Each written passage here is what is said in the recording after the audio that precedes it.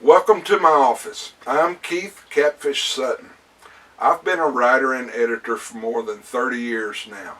I've written for such publications as Field and Stream, Outdoor Life, Sports Afield, a wide variety of other magazines, newspapers, and websites, and I'm a book author as well. I'm often asked to help people who are getting started in writing or who want to improve their writing, and I enjoy the teaching aspect of this. So today I'm going to show you a simple way that you can use a tool in Microsoft Word to greatly improve what you're doing as a writer. Let's take a look. The tool we're going to use is called Readability Statistics, and to begin we have to turn it on in Microsoft Word. To do this, first you click File, then Options, and then click on the word Proofing.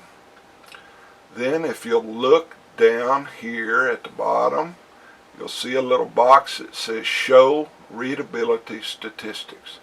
We want to click that and say OK. Okay, so now that we have this tool turned on in Microsoft Word, I'm going to pull up one of my articles I've chosen at random and try to show you how this works. After you've written your article, you want to run it through spelling and grammar check.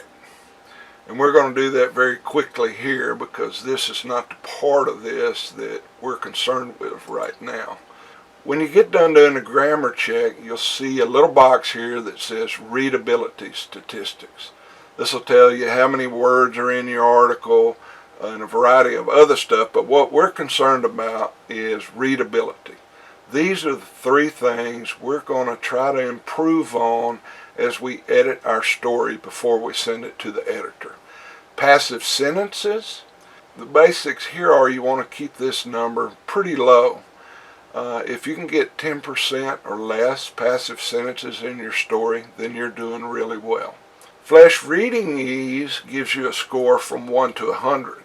The higher the score, basically, the easier it is to understand what you've written, or for your readers to understand.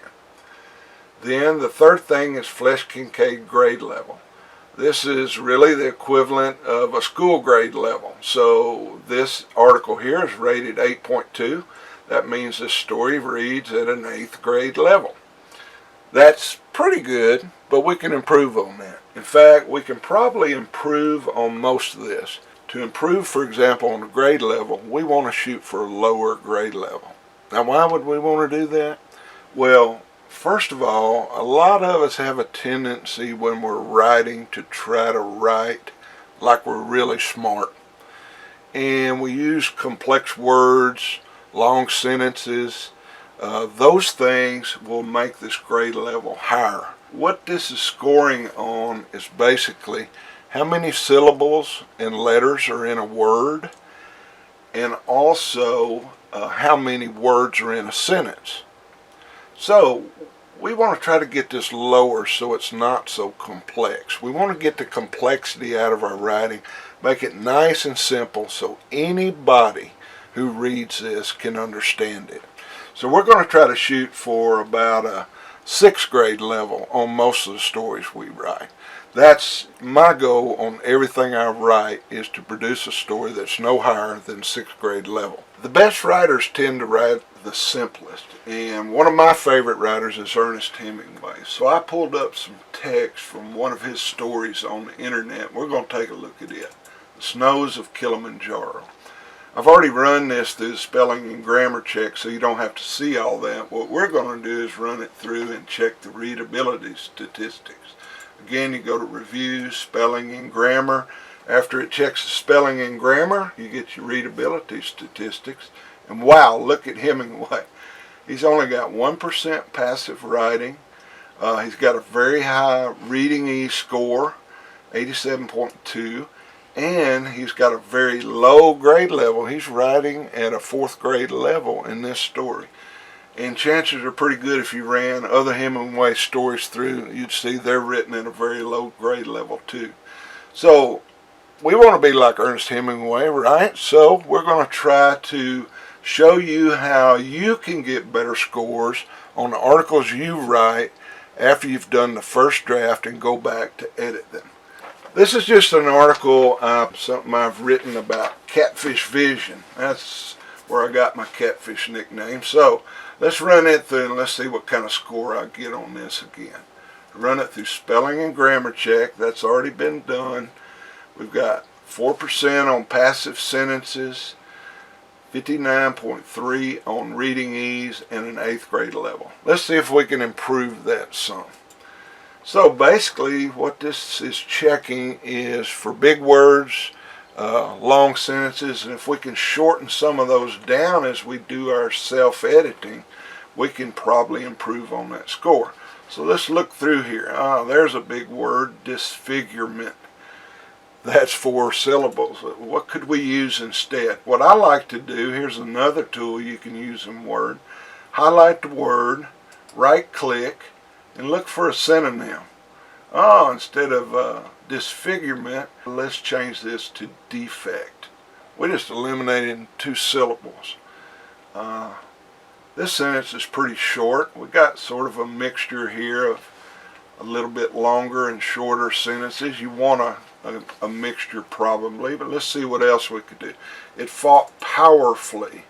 Well, I would change that to just, it fought hard.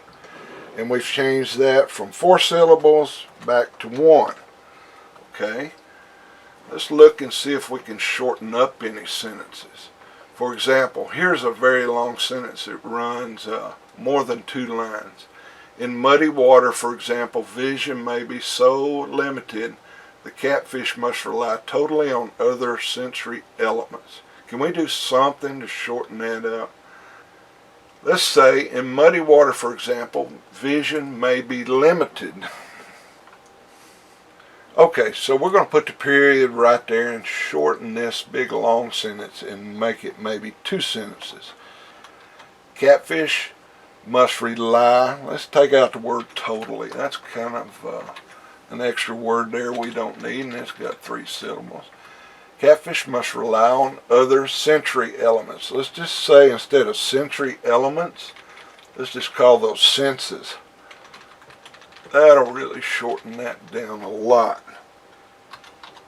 Taste, scent, smell, etc. to pinpoint its meals. So we've done a lot right there to create shorter sentences, less complex words. Let's just check again real quick and see where we are if we've changed anything. So we go back, run it through spelling and grammar check again. We're going to tell it to ignore this for now. Look there, we've already improved quite a bit. We've raised the reading ease score and we've dropped the grade level a little bit. So now we're getting down there. The goal here is to go through the entire article and continue doing that until we get those levels down to a more reasonable level. So what did we just learn by this exercise? Basically, we learned that we can use readability statistics to help improve our writing, to lower the reading ease, to lower the grade level, so that we widen our audience and we have more people who can read our stories, enjoy what we've written, understand what we've written without having to struggle through it. You'll also find out your editors like this too, because when you simplify things, you simplify their job as well. That results in more stories sold. So use readability statistics every time you write. Use them as you do your spelling and grammar check. Go back and re-edit your work when you're finished and see if you can't improve on some of those statistics so that you make a story that's much better and easier to read. I'm Keith Catfish Sutton. Thanks for joining us.